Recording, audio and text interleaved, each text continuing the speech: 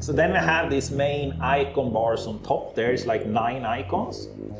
So if we go through that from left to right, so we can actually start from the bottom, the bottom right.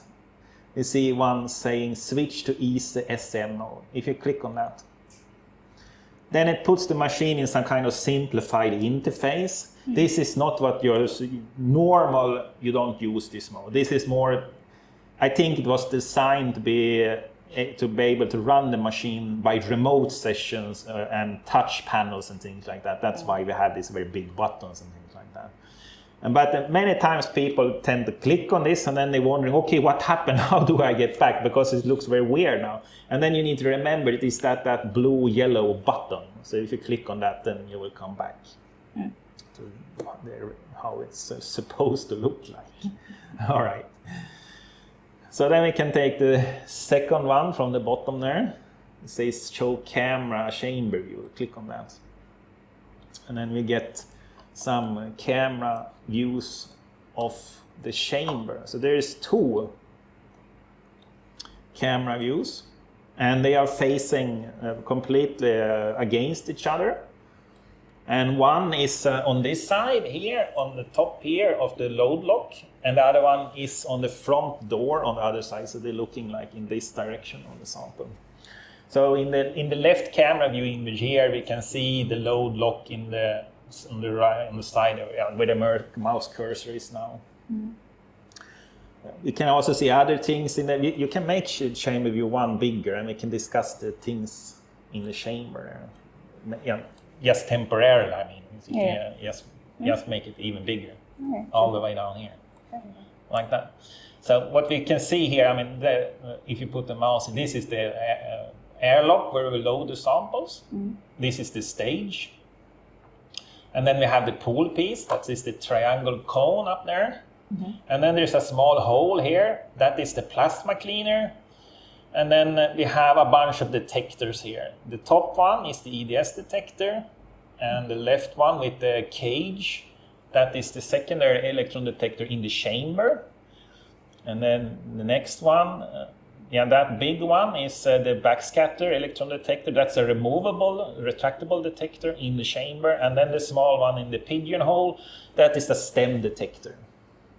And then we also have 2 detectors inside the pool piece. So if we look on the other image, other camera view there, we can see the secondary electron detector, that is this tubing that goes into the pool piece. So that one we refer to as the in-beam secondary electron detector. And then there is also an in-beam backscatter electron detector, but we cannot see that on the screen. It's mounted higher up in the column. All right, you can arrange these windows. It is dark inside it's a vacuum chamber where we have our sample. So it's completely dark inside there, but the camera needs light to see anything. And there's an infrared light that provides that light for the camera. So you can turn that thing off exactly like that. And you can turn it back on also. And the reason why you would like to turn it off is that when you are using the energy dispersive spectroscopy detector, the EDS detector, that is light sensitive. So you need to turn it off. It will do that automatically, but then you understand why the camera view become dark when you're running these types of scans. All right, let's look on the next icon. So this is the measurement panel. So later on, when we have made an image, we want to measure like distances, thickness of everything that we have there, the diameter of a nanoparticle or something like that. Then we have tools for that in that panel. Next icon says degauss. So if you click on that, it do a degauss operation, and the degauss means it demagnetizes the pool piece. So if it has been magnetized, it will demagnetize it. So the machine, depending on how you're using it, it goes back and forth in and out of this magnetization mode. And so then it needs to magnetize and demagnetize, and clicking this button will do an extra demagnetization of the pool piece. It is in normal operation, you don't really need to click on that, but what shall I say, for more like high performance, high resolution work, sometimes it can be beneficial. Not so commonly used, I would say. All right, you take the top row. Then we have the stage panel.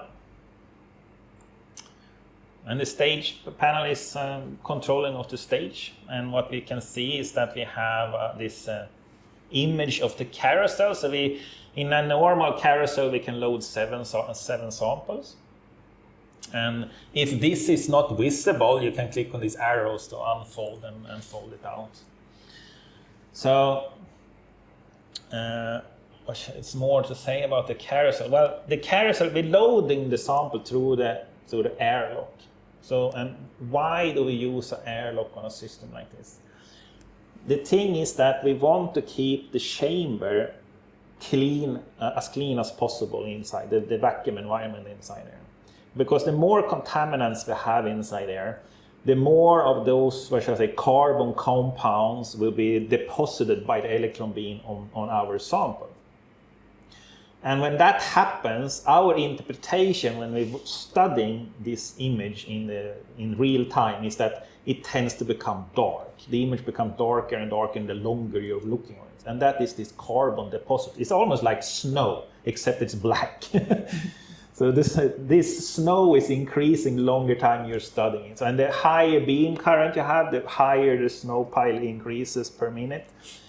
And in the old days, you ran electron microscopes at very high voltages, 15, 20, 30 kilovolt. And then you have so much energy in the electrons, so you just shoot straight through this contamination and you don't really see it. So then it was not really an issue.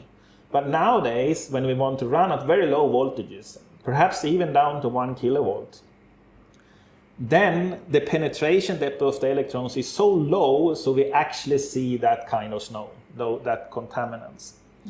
So then it becomes important to have as little contamination as possible, because this will destruct the image. We cannot really monitor our real sample due to this phenomenon. Yeah. So that's why we have the airlock, because that makes a more clean entry of our samples when we're loading it. And that is also the reason why we have the plasma cleaner. The plasma cleaner can create a plasma inside the chamber and burn up all those carbon contaminants. So it refreshes the chamber basically. All right, the next icon is that is the analysis, the measurement panel. You can click on it. This is a panel that is not really used by normal users. It is, what shall I say, a panel where you're measuring, what shall I say, characteristics in the real image, the real-time image during scanning. So it's more like to check resolution by service engineers and things like that. Most user cases is that you want to measure in a saved image, so we don't use that. Then we have the preset, and the preset is, what shall I say, like cooking recipes. So if you want, let's say you have a user case where you're running every Monday. This is more like an industrial case. I mean, every Monday you do your characteristic testing of samples from production or something like that, and you're running your 20 samples. It's the same magnification, same voltage. You have a protocol that you want to follow basically. All these settings, voltage, magnification, scan mode, scan time, can be saved into a preset. Mm-hmm. So let's say you want to have one preset taking an image in 5,000 magnification, another preset for 150,000 magnification. Depending on your work routing, you can save these as recipes. You click on them and then it automatically sets up the machine every single time you come back and want to do that. Mm-hmm. In academia, almost every single sample is a unique sample, so we tend to not use presets here. So you can just click on it. Yeah, the geometric transformation panel. This is a, what shall I say, interesting thing to talk about, and that is the most natural way is to move the sample around. if you want to rotate the image, let's say you want to have, sometimes the user case can be that your sample that you're studying, you want to orient it in the view field so it is aligned for different reasons. I mean, many times can be convenient to have, so the interpretation of the image becomes very natural. So the thing that is facing upwards, the surface of the image is actually upwards in the saved image and not upside down and things like that. Then these things can be handled. And now, normally you think you rotate the sample to accomplish that. But you can also rotate the scanning direction of the beam. And that will, what shall I say, artificially create the same kind of result. So besides rotation, you can also shift the beam parallel like that. And that is the same thing as translating the sample. Instead of moving the sample, you're moving the beam to another position of the sample. So this geometric transformation is all about manipulating the beam. And the strength of doing that is that if you move the sample mechanically by changing the stage position, it always creates some vibration. So if you're working at the highest resolution on the machine and you want to take an image and then you want to take an image next by, not at the same surface area, then it is much smarter to just translate the beam, because then nothing has been moved physically. Okay.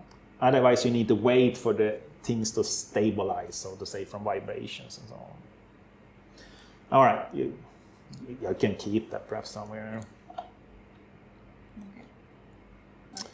And the last one is perhaps the most important one, and that is creation of the scanning window. And that is, when we're scanning images, we will get, since I actually have two screens here, but in this video recording, everything will be on one screen only for convenience of the viewers. But when we're scanning images, only the one of the monitors will be able to preserve the scanned images. So they will all come up on this same window here. Yeah. And in the end of the day, people tend to close down all the scanned images that they have done, and then they also close down the scanning image window. And then they're wondering, how do I get my scanning window back? And that's the reason. I emphasize this because this is one of the most common newbie problems of using the machine. By accident they scan, and there is a dedicated button for it to get it back. So that's it. So now you have two, so you can close the other one, the old one there.